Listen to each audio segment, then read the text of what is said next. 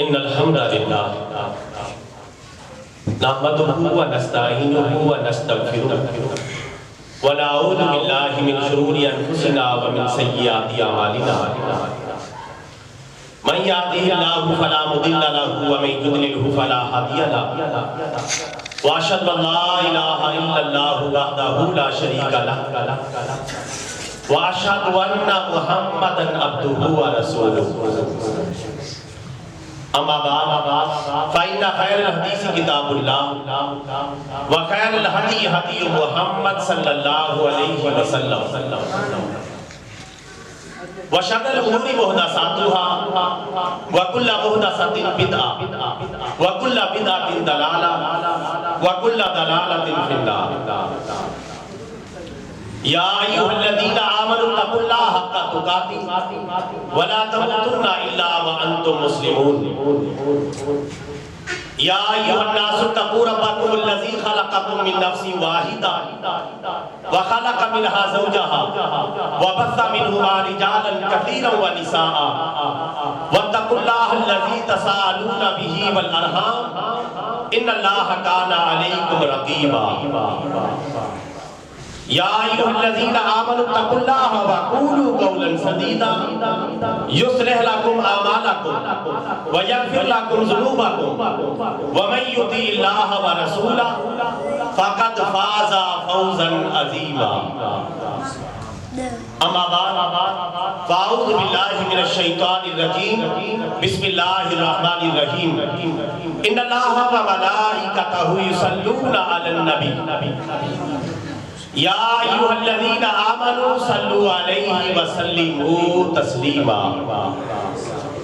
اللہم صلی علی محمد وعلی آل محمد کما صلیت علی ابراہیم وعلی آل ابراہیم انک حمید مجید اللہم بارک علی محمد وعلی آل محمد کما بارکت علی ابراہیم وعلی آل ابراہیم انک حمید مجید الصلاۃ والسلام علیک یا رسول اللہ الصلاۃ والسلام علیک یا حبیب اللہ الصلاۃ والسلام علیک یا رحمۃ للعالمین وعلی آلک واصحابک یا خاتم النبیین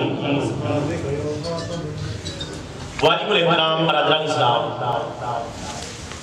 و برادران دین، جملہ تعریفیں اللہ رب العالمین عز و جل کے لیے جس نے بلا شرکت غیرے ساتوں زمینوں اور ساتوں آسمانوں کو پیدا فرمایا اور درود لامحدود اور سلام بے شمار ہمارے پیارے نبی، ہمارے پیارے آقا، ہمارے پیارے پیغمبر سرکار مدینہ، سرور قلب و سینہ، فیض گنجینہ، صاحب معطر پسینہ، باعث نزول سکینہ، آقا نامدار، مدینے کے تاجدار، سارے نبیوں کے سالار، حبیب کردگار، محبوب پروردگار، جناب احمد مختار، حضرت محمد مصطفیٰ صلی اللہ علیہ وسلم کی ذات گرامی پر کہ جنہوں نے دنیا میں تشریف لا کر حق کا بول بالا فرمایا۔ واجب الاحترام برادران اسلام، آج کے سلسلہ درس قرآن کا عنوان ہے امت اور مسلمانوں پر قرآن کے حقوق۔ انشاءاللہ العزیز آج کے موضوع کی مناسبت سے آپ بھائیوں کی خدمت میں امت پر اور مسلمانوں پر قرآن پاک کے 10 حقوق آپ کی خدمت میں پیش کرنا چاہوں گا۔ اللہ تبارک و تعالی مجھے حق اور سچ کہنے کی توفیق عطا فرمائے، ہم سب کو قرآن و سنت والی زندگی اور قرآن و سنت والی موت نصیب فرمائے۔ واجب الاحترام برادران اسلام، اس سے قبل کہ میں قرآن پاک کے 10 حقوق جو امت مسلمہ پر لازم ہے اور وہ 10 حقوق جو تمام مسلمانوں پر لازم ہے جن کو ادا کیے بغیر قرآن پاک سے محبت کا حق ادا نہیں ہو سکتا، قرآن پاک سے تعلق اور پیار کا حق ادا نہیں ہو سکتا، ان کو پیش کرنے سے پہلے بطور تمہید اور بطور ابتدائیہ قرآن پاک کی عظمت پر چند باتیں عرض کروں گا، چونکہ قرآن پاک کے حقوق کو ہم تبھی ادا کریں گے جب ہمیں یہ پتہ چلے گا کہ قرآن پاک کتنی عظیم چیز ہے، قرآن پاک کتنا عظیم کلام ہے، اور قرآن پاک کس ہستی کی کتاب ہے اور کس ہستی کا کلام ہے۔ اگر ہمیں یہ سمجھ آ جائے کہ قرآن پاک کی عظمت کیا ہے، مقام کیا ہے، مرتبہ کیا ہے، شان و شوکت کیا ہے، اور اللہ تبارک و تعالیٰ نے یہ آفاقی کتاب عطا کر کے ہم پر کتنا بڑا احسان عظیم فرمایا ہے، اگر یہ ہماری سمجھ میں بات آ جائے تو پھر قرآن پر عمل کرنا بھی آسان ہو جائے گا، قرآن پاک کے 10 حقوق کو ادا کرنا بھی آسان ہو جائے گا۔ اصل مسئلہ یہ ہے کہ ہم قرآن پاک کی عظمت کو ابھی تک اس طرح پہچان نہیں سکے جس طرح پہچاننے کا حق تھا، اور قرآن پاک کا حق ہم اس طرح ادا نہیں کر سکے جس طرح ادا کرنے کا حق تھا۔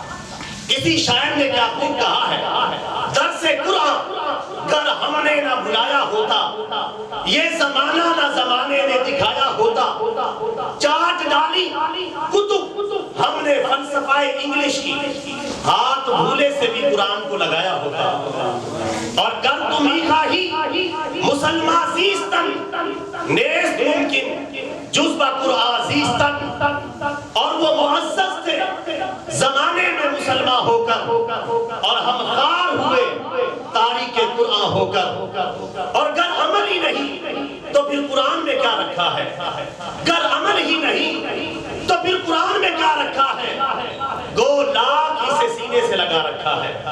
واجب الاحترام برادران اسلام، یہ وہ عظیم کتاب ہے، یہ وہ آفاقی کتاب ہے، یہ وہ بین الاقوامی کتاب ہے، یہ وہ انٹرنیشنل قانون کائنات ہے جس کی پیشانی پر اللہ تبارک و تعالیٰ نے شروع میں لکھ دیا ہے ذالک الکتاب لا ریب فیہ، یہ وہ عظیم الشان اور محتم الشان کتاب ہے کہ جس میں شک کی گنجائش نہیں ہے، اس میں جو کچھ بھی ہے حق ہی حق ہے، سچ ہی سچ ہے۔ ذالک الکتاب لا ریب فیہ، یہ وہ عظیم کتاب ہے جس میں شک کی گنجائش نہیں، اور اللہ تبارک و تعالیٰ نے اس کتاب کی عظمت کو سمجھانے کے لیے اور اس کتاب کی عظمت کو بتانے کے لیے پوری کائنات کو اس کتاب کی مثل لانے کے لیے قرآن پاک میں 5 چیلنج دیے، پوری کائنات کو للکارا، پوری کائنات کو مخاطب کیا، دنیا بھر کے انسانوں کو مخاطب کیا، روز اول سے لے کر روز آخر تک یہ چیلنج موجود تھا اور موجود رہے گا۔ یہ نہیں کہ یہ چیلنج ختم ہو گیا ہے، رسول پاک کے دور میں تھا یا نزول قرآن کے دور میں تھا، یہ چیلنج آج بھی موجود ہے اور صبح قیامت تک یہ چیلنج موجود رہے گا۔ اگر قرآن کے کسی مخالف کے اندر جرت ہے تو وہ قرآن پاک کی مثل لا کے پیش کرے اور قرآن پاک کے اس دعوے کا مقابلہ کرے۔ یہ وہ عظیم کتاب ہے جس کے حوالے سے قرآن پاک میں جا بجا اللہ نے 5 چیلنج دیے۔ کتنے؟ بولو بولو، کتنے چیلنج دیے؟ 5 چیلنج دیے پوری دنیا کو۔ کوئی یہ نہ کہے یہ پہلے کی بات تھی، آج بھی چیلنج موجود ہے، اب بھی کوئی مقابلے میں آ سکتا ہے۔ اللہ نے پہلا چیلنج دیا، میں آیات نہیں پڑھوں گا، صرف اشارے کروں گا چونکہ پھر درس قرآن کا سلسلہ جو ہے زیادہ طویل ہو جائے گا۔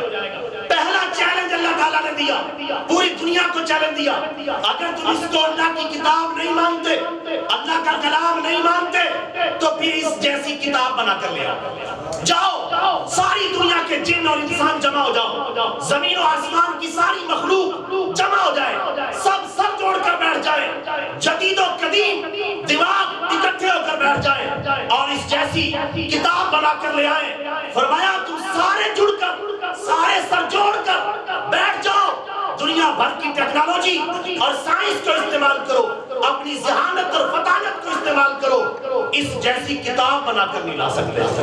یہ 15ویں سپارے میں اللہ تبارک و تعالیٰ نے چیلنج دیا.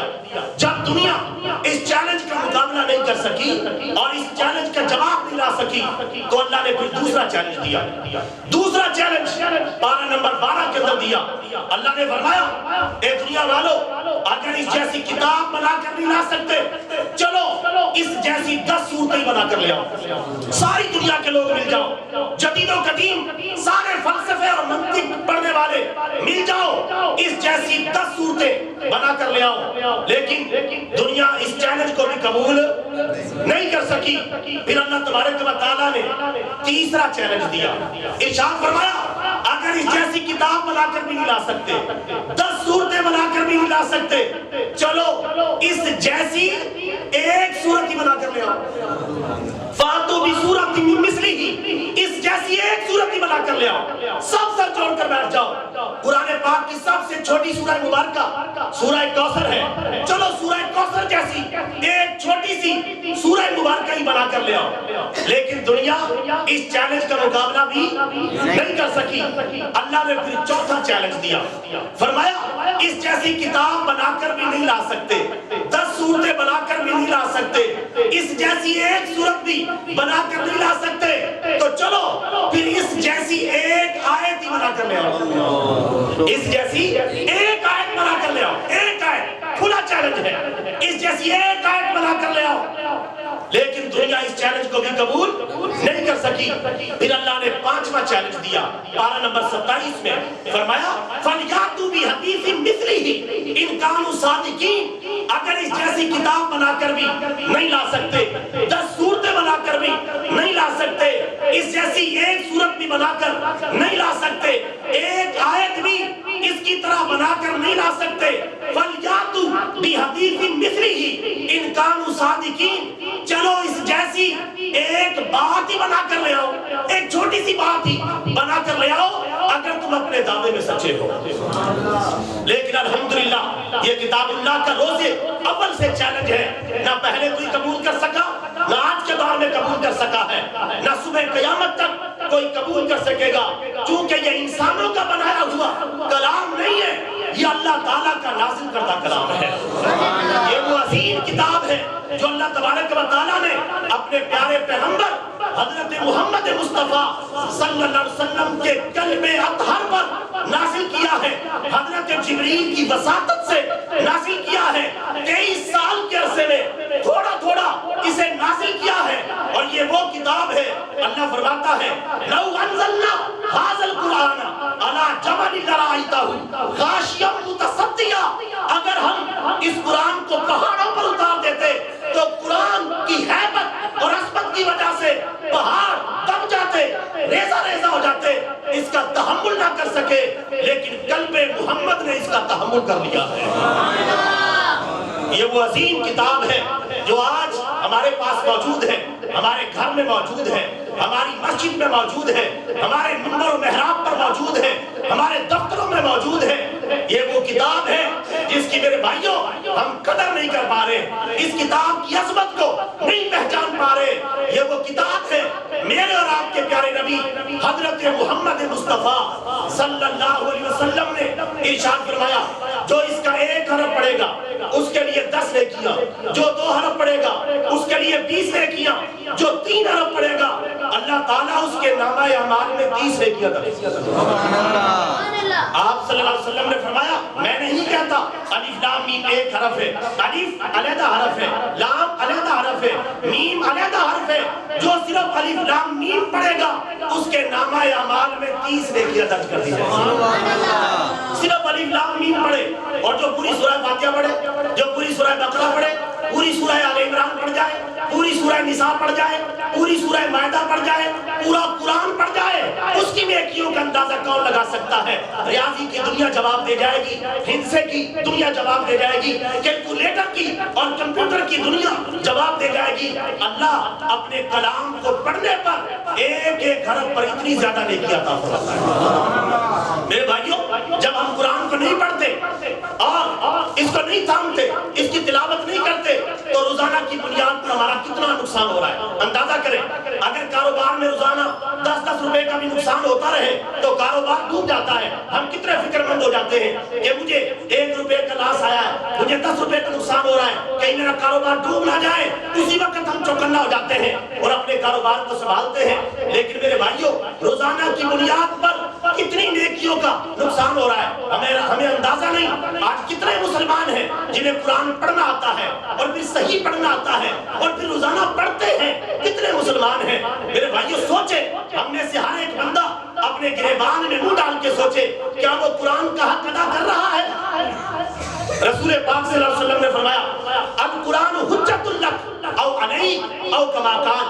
آقا علیہ السلام نے فرمایا قرآن قیامت کے دن یا تو تمہارے حق میں گواہی دینے کے لیے کھڑا ہو جائے گا یا تمہاری مخالفت میں گواہی دینے کے لیے کھڑا ہو جائے گا۔ اگر اس کو پڑھو گے، اس کے حقوق ادا کرو گے، قرآن قیامت کے دن تمہارے حق میں گواہی دے گا، یا اللہ یہ بندہ میری قدر کرتا تھا، مجھے پڑھتا تھا، مجھ پر عمل کرتا تھا۔ اللہ قرآن کی گواہی کو قبول فرما لے گا اور اس قرآن پاک پڑھنے والے کو جنت میں داخل فرما دے گا۔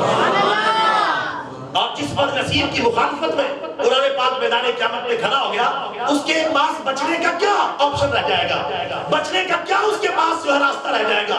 قرآن اس کی مخالفت میں کھڑا ہو گیا اور قرآن اس کے خلاف گواہی دینے کے لیے کھڑا ہو گیا، اور ساتھ رسول پاک صلی اللہ علیہ وسلم بھی آ جائے کہ یا اللہ میں جو قرآن لے کر آیا تھا ان لوگوں نے نہیں پڑھا، نہیں سمجھا، نہیں اس پر عمل کیا اور اس کے حقوق کو نہیں پہچانا۔ قرآن پاک میں ہے، رسول پاک بھی قرآن پاک کے ساتھ آ جائیں گے اور رسول پاک فرمائیں گے، قرآن پاک نے نقل کیا ہے وقال رسول یا ربی ان قوم اتخذوا هذا القرآن مہجورا۔ یا اللہ یہ وہ لوگ ہیں جن کے پاس میں قرآن کی عظیم دولت لے کر آیا تھا، لیکن انہوں نے قرآن پاک کا حق ادا نہیں کیا، قرآن بھی مخالفت میں کھڑا ہو گیا، محمد رسول اللہ بھی مخالفت میں کھڑے ہو گئے۔ میرے بھائیوں بچنے کا کوئی راستہ باقی نہیں بچے گا۔ آؤ رسول اللہ کے دامن کو تھامے اور قرآن پاک کے دامن کو تھامے۔ کامیابی تب ملے گی جب اللہ کے قرآن پر چلیں گے، محمد عربی کے فرمان پر چلیں گے۔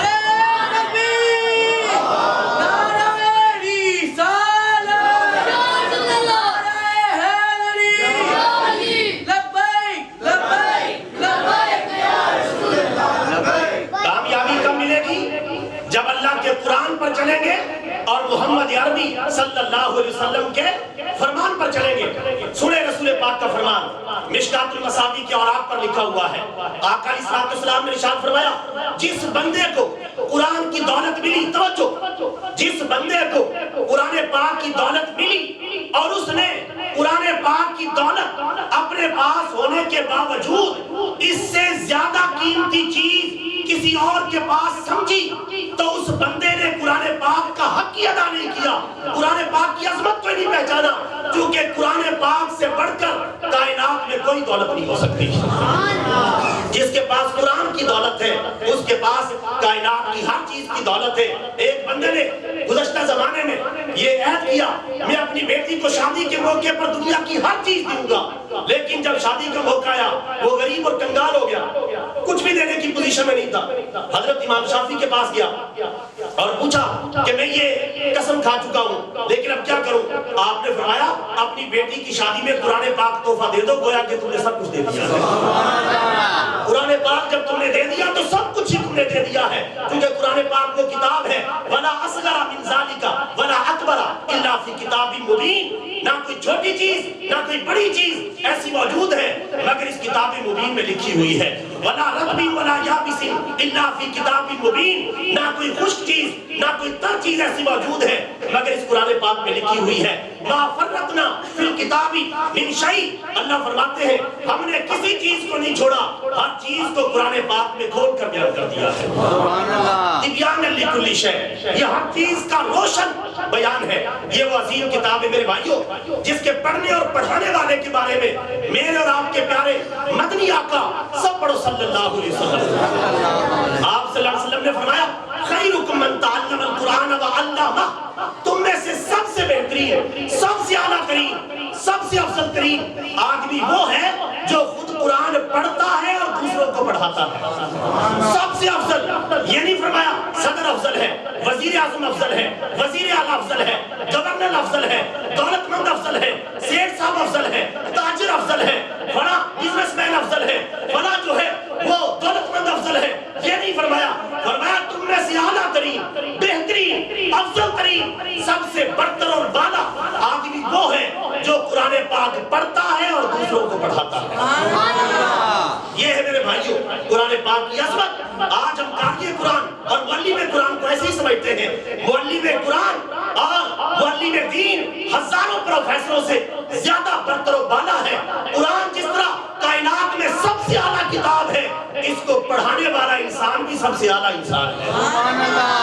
कुरान पाक से बड़ी कोई दुनिया में किताब है? कुरान पाक से बड़ा कोई दुनिया में कलाम है? जब कुरान पाक से बड़ी किताब कोई नहीं, कलाम कोई नहीं, इसको पढ़ाने वाले मुअल्लिम से बड़ा उस्ताद कोई नहीं। लिहाजा मेरे भाइयों इस कुरान पाक की अज़मत को पहचानो, इसके मकामों मर्तबा को पहचानो। हमने सिर्फ कुरान पाक रखा हुआ है घर में हुसूल बरकत के लिए, या कभी जो है कभी कभार जो है कब्रिस्तान में पढ़ने के लिए, दीगर जो है तावीज़ गंदे के लिए हमने सिर्फ कुरान पाक को रखा हुआ है।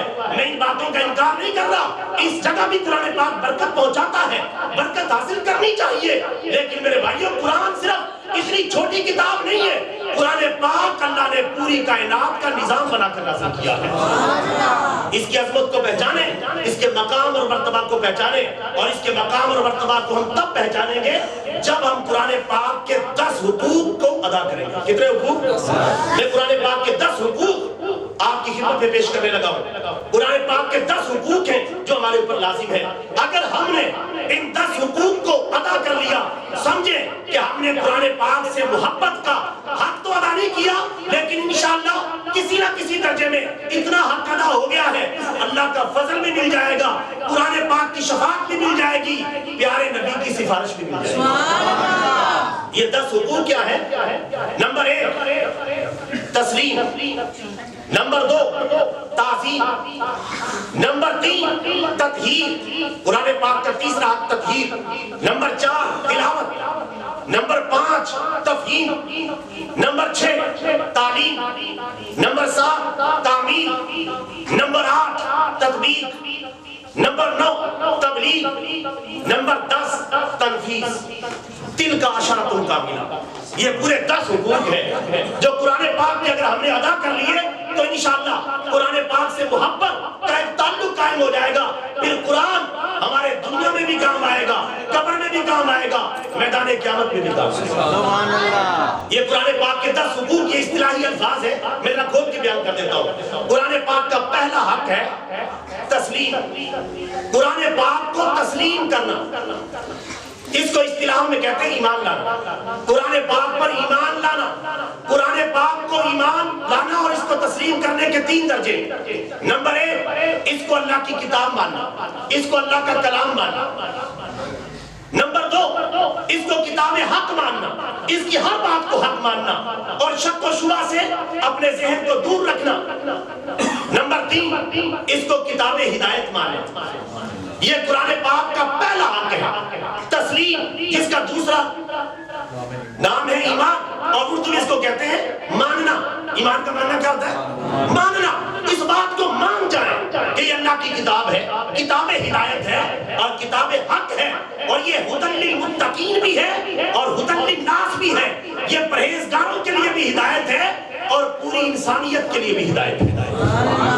ये पूरी इंसानियत के लिए। हमारे नबी की नबूवत भी इंटरनेशनल और बैनुल अक़वामी है, और ये किताबुल्लाह भी इंटरनेशनल और बैनुल अक़वामी है। तो पहला हक जो कुरान पाक का है वो है तस्लीम, ईमान लाना, इसको मानना। हमारे नबी भी इंटरनेशनल नबूवत के हामिल है, और ये किताबुल्लाह भी इंटरनेशनल किताब है, बैनुल अक़वामी किताब है। हमारे प्यारे नबी सल्लल्लाहु अलैहि वसल्लम भी ज़मीन और आसमान से बरतर वाला है, और हमारे नबी की नबूवत सारी सरहदों को क्रॉस कर जाती है, सारे बॉर्डर तोड़ देती है, और ये किताबुल्लाह भी सारे बॉर्डर तोड़ देती है। जहां तक खुदा की खुदाई है वहां तक मेरे नबी की मुस्तफाई है, और वहां तक किताबुल्लाह का पैगाम है। लिहाजा मेरे भाइयों इस किताब को मानना, ईमान लाना इसका पहला हक है। नंबर 2 ताज़ीम, इस कुरान पाक की ताज़ीम करना, एहतराम करना, अदब करना, ये इसका दूसरा हक है।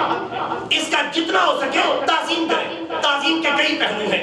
जब कुरान पाक पढ़ा जा रहा है خاموشی کے ساتھ سنیں، خاموشی کے ساتھ سنیں، چپ ہو جائیں۔ قرآن کہتا ہے وَإِذَا قُرِئَ الْقُرْآنُ فَاسْتَمِعُوا لَهُ وَأَنصِتُوا لَعَلَّكُمْ تُرْحَمُونَ۔ جب قرآن پاک پڑھا جائے تو چپ رہو اور اسے غور سے سنو، سارے کام بند کر دو، قرآن پاک پر توجہ لگا دو، خاموشی کے ساتھ سنو۔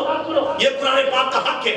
یا ایسا ٹائم منتخب کرو جب خاموشی کے ساتھ سن سکو، اور جب نہ سن سکو ایسی قرآن پاک چلتا رہے اور ہماری کسی کی توجہ نہ ہو، تو یہ قرآن پاک کے حق کے مخالف ہے۔ قرآن پاک کا حق ہے اسے خاموشی کے ساتھ سنا جائے اور توجہ کے ساتھ سنا جائے۔ جب خاموشی اور توجہ کے ساتھ سنا جائے گا، نور قرآن دل پر اترتا چلا جائے گا اور سینے کا اور دل کا میل کچیل اترتا چلا جائے گا اور اس میں نور ایمان داخل ہوتا چلا جائے گا۔ یہ قرآن پاک کا دوسرا حق ہے جس کا نام ہے تعظیم۔ اللہ تعالیٰ ہم سب کو قرآن پاک کی تعظیم اور احترام نصیب فرمائے۔ نمبر 3 تطہیر۔ قرآن پاک کا تیسرا حق ہے تطہیر۔ تطہیر کا مطلب ہے قرآن پاک پڑھنے والا کا پاک صاف ہونا۔ قرآن پاک پڑھنے والا پاک صاف ہو، اس کا اندر پاک ہو، اس کا باہر پاک ہو، اس کا ظاہر پاک ہو، اس کا باطن پاک ہو، اور بالفاظ دیگر باوضو اور پاکیزہ اور طہارت کی حالت میں وہ ہونا چاہیے، کیونکہ قرآن پاک میں ہے لا یمسہ الا المطہرون، اس کو صرف پاک لوگ ہی چھو سکتے ہیں، اس کو لوگ پاک لوگ ہی چھو سکتے ہیں، ناپاک لوگ اس کو نہیں چھو سکتے۔ اس لیے یہ قرآن پاک کا تیسرا حق ہے کہ تطہیر ہونی چاہیے، طہارت ہونی چاہیے، آدمی کا ظاہر و باطن پاک ہو اور باوضو ہو کے پاکیزہ جگہ پر بیٹھ کر اللہ کی کتاب کی تلاوت کرے، خوشبو لگا کر قرآن پاک کی تلاوت کرے، قرآن پاک کے حقوق کو ادا کرتے ہوئے جب وہ تلاوت کرے گا اللہ تعالیٰ کی رحمت کے فرشتے اس پر چھما چھم رحمت کی برسات برسائیں گے۔ یہ وہ کتاب ہے اللہ کی، جب توجہ کے ساتھ پڑھیں گے، چاہے مسجد میں پڑھیں اور چاہے اپنے گھر میں پڑھیں۔ نمبر 4 قرآن پاک کا چوتھا حق ہے تلاوت۔ تلاوت قرآن پاک کا چوتھا حق ہے۔ تلاوت کا مطلب پڑھنا، قرآن پاک کو پڑھیں، اس کی تلاوت کریں۔ جب پاک ہو گیا اب تلاوت کریں۔ تلاوت کریں، کس طرح تلاوت کریں؟ اللہ قرآن میں فرماتا ہے پہلے سپارے میں الذین آتیناہم الکتاب یتلونہ حق تلاوتہ، جن لوگوں کو ہم نے کتاب دی ہے وہ اس قرآن پاک کی اس طرح تلاوت کرتے ہیں جس طرح تلاوت کرنے کا حق ہے۔ اللہ فرماتا ہے میرے بندے اس طرح تلاوت کرتے ہیں جس طرح تلاوت کرنے کا حق ہے، اس طرح میرے کلام کو پڑھتے ہیں جیسے پڑھنے کا حق ہے، اور اس طرح اس کی تلاوت میں مگن ہو جاتے ہیں جس طرح مگن ہونے کا حق ہے۔ میرے بندے اس طرح پڑھتے ہیں، اور جب بندہ اس طرح پڑھتا ہے اور جو روانگی کے ساتھ پڑھتا ہے، اللہ کے حبیب فرماتے ہیں وہ اللہ تعالیٰ کے پاکیزہ فرشتوں کی ہمراہی میں ہوتا ہے، اور جو اٹک اٹک کر پڑھتا ہے، زبان میں نکلت ہے، تیزی سے نہیں پڑھا جاتا، اٹک اٹک کے پڑھتا ہے لیکن صحیح صحیح پڑھتا ہے، اٹک اٹک پڑھنے والوں کے لیے اللہ تعالیٰ ڈبل ثواب عطا فرماتا ہے۔ یہ میں نہیں کہہ رہا، مشکات المصابیح کی حدیث مبارکہ ہے اٹک اٹک کر پڑھنے والوں کے لیے ڈبل ثواب ہے، کیونکہ وہ کوشش کر رہا ہے، محنت کر رہا ہے، ہمت کر رہا ہے اور اللہ کی کتاب کو پڑھنے کی کوشش کر رہا ہے۔ یہ تلاوت کلام پاک اس کا چوتھا حق ہے جو ہمیں ادا کرنا چاہیے قرآن پاک کا، اور اس کا کئی طریقے سے پڑھنے کے انداز ناظرہ پڑھیں، حفظ پڑھیں، جس طرح اللہ تعالیٰ آسانی پیدا کرے، اور کم از کم 10 سورتیں تو ہر مسلمان کو حفظ ہونی چاہیے، علم ترا سے لے کر والناس تک ہر بندے کو حفظ ہونی چاہیے۔ جس کو نہیں ہے وہ کرے گا نہیں کرے گا انشاءاللہ، جن کو ہے بڑی اچھی بات ہے، جن کو نہیں ہے کم از کم آخری 10 سورتیں تو یاد کر لیں، علم ترا سے لے کر والناس تک۔ اتنا قرآن پاک بھی ہمیں یاد نہ ہو تو بڑے افسوس کی بات ہے۔ ہمارے پیارے نبی صلی اللہ علیہ وسلم نے فرمایا جس سینے میں قرآن نہ ہو وہ ویران گھر کی طرح ہے۔ تفہیم سمجھنا، تدبر کرنا، تفکر کرنا، غور و فکر کرنا، قرآن پاک میں غور و فکر کرنا ہے۔ اللہ نے قرآن میں فرمایا افلا یتدبرون القرآن ام علی قلوب اقفالها، کیا لوگ قرآن پاک پر غور نہیں کرتے؟ کیا ان کے دلوں پر تالے لگے ہوئے؟ کیوں نہیں غور کرتے؟ افلا تعقلون، کیا تمہیں عقل نہیں؟ فانا تنفقون، کہاں اٹھائے جا رہے ہو؟ فائنا تذهبون، کہاں جا رہے ہو؟ میرے قرآن کو کیوں نہیں پڑھتے؟ میرے قرآن میں دنیا و آخرت کی ساری نعمتیں موجود ہیں، اس کو پڑھو، اس کو سمجھو۔ جب ہم نے پڑھ لیا اب اس کو سمجھنا ضروری ہے، اور سمجھیں گے کب؟ جب ہم اس کو ترجمے کے ساتھ پڑھیں گے، تفسیر کے ساتھ پڑھیں گے، کسی کو استاد بنا کر پڑھیں گے۔ استاد کے بغیر قرآن پاک سمجھ میں نہیں آئے گا۔ اللہ تعالیٰ نے جب قرآن اتارا ہے تو ساتھ میں محمد کریم کو بھی بھیجا ہے استاد بنا کر، کتاب ہی نہیں دی۔ اگر کتاب ہی دے دی جاتی تو پھر ہم کتاب اللہ ہی پڑھتے رہتے، لیکن کتاب اللہ خود پڑھ کے سمجھنا یہ مشکل کام تھا، اس لیے اللہ نے اپنے حبیب کو خود قرآن پڑھایا، اور ہمارے نبی کا دنیا میں کوئی استاد نہیں، ہمارے نبی کا ایک استاد ہے، وہ اللہ تعالیٰ کی ذات گرامی ہے۔ قرآن میں اللہ فرماتا ہے الرحمن علم القرآن، رحمان وہ ہے جس نے اپنے حبیب کو قرآن سکھایا۔ تو ہمارے پیارے نبی صلی اللہ علیہ وسلم دنیا میں کسی کے شاگرد نہیں ہیں، اللہ کے شاگرد ہیں اور پوری کائنات کے استاد ہیں، پوری کائنات کے استاد ہیں۔ ہمارے پیارے نبی صلی اللہ علیہ وسلم سے بہتر کتاب، بہتر نظام، بہتر قانون نہ کوئی مائی کا لال لا سکا ہے اور نہ کوئی لا سکتا ہے۔ اب چلے گا تو محمد رسول اللہ کا قانون چلے گا، کتاب اللہ کا قانون چلے گا، اللہ تعالیٰ کے دین کا قانون چلے گا۔ اب تورات پر عمل کرنا جائز نہیں رہا، انجیل پر عمل کرنا جائز نہیں رہا، زبور پر عمل کرنا جائز نہیں رہا، اب کسی نبی کا کلمہ پڑھنا جائز نہیں رہا۔ اب کلمہ پڑھا جائے گا تو محمد رسول اللہ کا کلمہ پڑھا جائے گا، لا الہ الا اللہ محمد رسول اللہ، اب یہ کلمہ چلے گا، اس کے علاوہ کوئی کلمہ نہیں چل سکتا، اب کسی نبی کا کلمہ پڑھنا جائز نہیں۔ اس لیے میرے اور آپ کے نبی صلی اللہ علیہ وسلم نے فرمایا اگر بفرض محال میرے دور میں موسیٰ علیہ السلام بھی آ جائیں ان کو بھی میرا ہی کلمہ پڑھنا پڑے گا، ان کو بھی میرا ہی کلمہ پڑھنا پڑے گا، اس کے بغیر کوئی چارہ کار نہیں ہے۔ تو جب اللہ کی جو نازل کردہ آسمانی کتابیں ہیں سابقہ، ان کو قرآن پاک کے مقابلے میں آج کے دور میں نافذ کرنا جائز نہیں، تو دنیا کے بنائے ہوئے قانون، اقوام متحدہ کے بنائے ہوئے قانون، اسمبلیوں کے قرآن و حدیث کی مخالفت میں بنائے ہوئے قانون، ان کی ہمارے نزدیک ذرے کے برابر بھی حیثیت نہیں۔ جہاں اللہ کے کلام کی بات آ جائے گی اور پیارے نبی کی بات آ جائے گی، ہم اس کے مقابلے میں ہر بات، ہر قانون، ہر آئین کو اٹھا کر ردی کی ٹوکری میں پھینک دیں گے، جو کہ یہ ہمارے ایمان کا تقاضا ہے، یہ ہمارے ایمان کا تقاضا ہے۔ تو تفہیم، تو ارادہ کریں کہ انشاءاللہ قرآن پاک کو سمجھ کے پڑھا کریں، سمجھ کے پڑھیں گے کہ نہیں پڑھیں گے، سمجھ کے کس طرح پڑھیں، ترجمے کے ساتھ پڑھیں، تفسیر کے ساتھ پڑھیں، اور اس کے بعد جو ہے اساتذہ کرام، ائمہ کرام جو ہے مسجدوں کے امام ہیں، یہ بیچارے انتظار ہی کر رہے ہوتے کوئی سیکھے، کوئی پڑھے، ان سے آ کے ٹائم لے، پڑھے اور کتاب اللہ کو سمجھے۔ سارے بھائی کوشش کریں گے۔ نمبر 6، قرآن پاک کا چھٹا حق جو ہمارے اوپر لازم ہے، مسلمانوں پر لازم ہے، امت مسلمہ پر لازم ہے، وہ ہے تعلیم۔ کیا ہے؟ تعلیم۔ قرآن پاک کو سمجھ بھی لیا، اب اس کی تعلیم بھی دینی ہے، اب اس کی تعلیم بھی دینی ہے، اس کو پڑھانا بھی ہے، پڑھ تو لیا، سمجھ بھی لیا، اب اس کو پڑھانا بھی ہے، اس کی تعلیم بھی دینی ہے، اس کے علم کو عام بھی کرنا ہے، اس کے اساتذہ بن کر، اس کے معلم بن کر ناظرہ پڑھانا ہے، حفظ پڑھانا ہے، ترجمہ پڑھانا ہے، تفسیر پڑھانی ہے، اور پھر ان علماء کو رسپیکٹ دینی ہے جو قرآن پاک کو پڑھا رہے، قرآن پاک کو سکھا رہے۔ ان کو یہ نہ سمجھے کہ ملا کی دوڑ مسجد تک، یہ کہہ کے جان نہ چھڑا لیں، ورنہ قیامت کے دن پھنس جائیں گے کہ ہم نے علماء کی قدر کیوں نہیں کی، جن کے پاس اللہ کی کتاب کا علم تھا، ان کی قدر کیوں نہیں پہچانی، اور ان کے ساتھ مل کر تعلیم قرآن کو عام کیوں نہیں کیا۔ یہی ہے آرزو کہ تعلیم قرآن عام ہو جائے، ہر ایک پرچم سے اونچا پرچم اسلام ہو جائے۔ یہ آرزو ہر مسلمان کی ہونی چاہیے۔ تعلیم قرآن کا سلسلہ اپنی مسجدوں میں، مدرسوں میں، اپنے گھروں میں عام کرنا چاہیے۔ تعلیم قرآن کا سلسلہ ناظرہ کی شکل میں، حفظ کی شکل میں، ترجمے کی شکل میں، تفسیر کی شکل میں، ایک ایک آیت، دو دو آیت، ایک ایک سورت، دو دو سورتیں، جس طرح آسانی ہو روزانہ کی بنیاد پر اللہ تعالی ہم سب کو عمل کی توفیق عطا فرمائے۔ نمبر 7، تعمیل۔ قرآن پاک کا 7واں حق ہے تعمیل، تعمیل عمل کرنا۔ اب ہم نے پڑھ بھی لیا، سمجھ بھی لیا، اس کی تعلیم کو بھی عام کر رہے، عمل کون کرے گا؟ عمل بھی تو ہم نے کرنا ہے۔ اب عمل کی باری، عمل سے زندگی بنتی ہے، جنت بھی جہنم بھی۔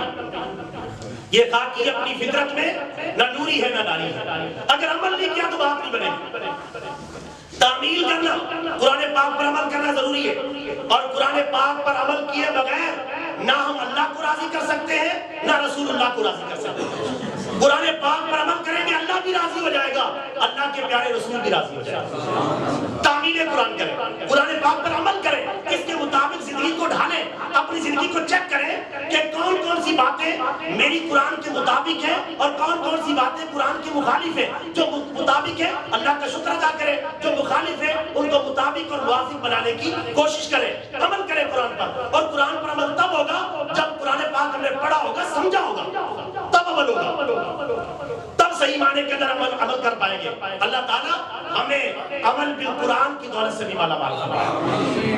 نمبر 8 تطبیق. نمبر 8واں کون سا ہے؟ تطبیق. تا تا با یا قاف بڑا. تطبیق. تطبیق کا مطلب ہے مطابقت پیدا کرنا. اب عمل تو کر رہے ہیں, ہر بندہ اپنی مرضی سے عمل کر رہا ہے, جو کچھ سمجھ میں آیا اس کے مطابق عمل کر رہا ہے. قرآن اٹھایا, جو اپنی سمجھ میں آیا اس کے مطابق عمل کرنا شروع کر دیا. ایسے نہیں, تطبیق کے ساتھ عمل کرنا ہے. تطبیق کس سے؟ رسول پاک کی سنت سے, سیرت سے. تطبیق ہونی چاہیے, مطابقت ہونی چاہیے. رسول پاک کی سیرت میں دیکھیں گے کہ آپ نے قرآن پر کیسے عمل کیا تھا. رسول پاک کی سنت کیا ہے, رسول پاک کا اسوہ حسنہ کیا ہے, رسول پاک کا طرز زندگی کیا ہے, رسول پاک کا طرز حیات کیا ہے. اس سے تطبیق دیں گے, مطابقت پیدا کریں گے, موافقت پیدا کریں گے. رسول پاک کی تعلیم کے مطابق عمل کریں گے تو اللہ عمل کو قبول فرمائے گا. اپنی مرضی کے مطابق عمل کوئی کرے گا تو بات نہیں بنے گی, ادھر نکل جائے گا, کوئی ادھر نکل جائے گا, ادھر نکل جائے گا, ادھر نکل جائے گا. ادھر ادھر نہیں نکلنا, رسول پاک کے پیچھے پیچھے چلنا ہے, رسول پاک کے پیچھے پیچھے چلنا ہے. اللہ قرآن میں فرماتا ہے فَاتَّبِعُونِی یُحْبِبْکُمُ اللَّهُ. اے پیارے حبیب تم کہہ دو میرے پیچھے پیچھے چلو, اللہ تعالیٰ تمہیں اپنا محبوب بنا لے گا. رسول پاک کے پیچھے چل کر سنت کے مطابق, سیرت کے مطابق عمل کرنا ہے, تب ہمارا عمل مقبول ہوگا. اپنی مرضی کے مطابق ہی عمل کرتے رہیں گے, قرآن کی آیت کا کچھ سے کچھ مطلب نکال لیں گے, اپنے ذہن میں جو آیا, لغت سے جو اٹھایا اور ادھر ادھر سے جو پڑھا اس کے مطابق شروع کر دیا. ایسے کریں گے اللہ اس عمل کو قبول نہیں کرے گا, کیونکہ اللہ نے قرآن میں بتا دیا ہے لَقَدْ كَانَ لَكُمْ فِي رَسُولِ اللَّهِ أُسْوَةٌ حَسَنَةٌ. تمہارے لیے رسول اللہ کی زندگی بہترین نمونہ ہے. قرآن پر عمل اس طرح کرنا ہے جس طرح رسول پاک نے اپنی زندگی میں کر کے دکھایا ہے. حضرت عائشہ رضی اللہ تعالیٰ عنہ سے پوچھا گیا, اے مومنوں کی ماں ہمیں یہ بتائیں رسول پاک کے اخلاق کیسے تھے, آپ کی عادات کیسی تھی, آپ کے خصائل کیسے تھے, آپ یہ تو ارشاد فرمائیں. آپ رضی اللہ تعالیٰ عنہ نے بڑا پیارا جواب دیا. آپ نے فرمایا کانا خلقہم قرآن. مجھ سے پوچھ رہے ہو کہ رسول پاک کے اخلاق کیسے تھے, قرآن کو پڑھتے چلے جاؤ, رسول پاک کے اخلاق کو دیکھتے چلے جاؤ. قرآن پاک سر تپا رسول پاک کے اخلاق کا نمونہ ہے, اور رسول پاک سر تپا قرآن پاک کے اخلاق کا نمونہ ہے. قرآن پاک میں جو کچھ کتابی شکل میں آیا ہے رسول پاک نے مجسم شکل میں اس پر عمل کر کے دکھایا ہے.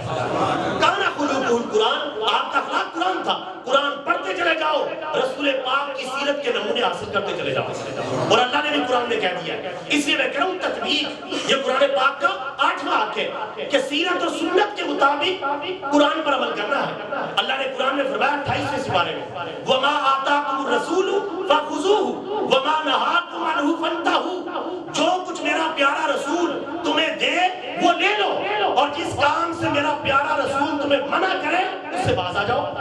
رسول پاک کو معیار قرار دے دیا ہے, جو کچھ رسول پاک دے وہ لے لو, اور جس کام سے رسول پاک منع کرے اس سے باز آ جاؤ. اس کو کہتے ہیں تطبیق. یہ قرآن پاک کا 8واں حق ہے جو ہم مسلمانوں پر لازم ہے. اللہ عمل کرنے کی توفیق عطا فرمائے. نمبر 9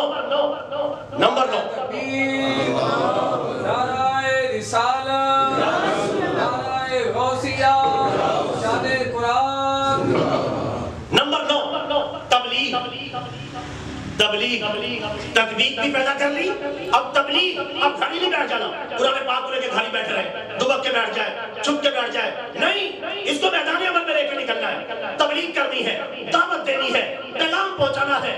خدا نے کی ہے دوہری خدمتیں, تیرے سپرد خود تڑپنا ہی نہیں اوروں کو تڑپانا بھی ہے. اس کا پیغام اپنی ذات سے لے کر محلے تک, گاؤں تک, قصبے تک, شہر تک, ملک تک, اور بین الاقوامی سطح تک, اقوام متحدہ تک, امریکہ تک, اٹلی تک, جرمنی تک, برطانیہ تک, دنیا کے ہر خطے تک اس کا پیغام پہنچانا ہے. کیونکہ اب نجات کا راستہ, مغفرت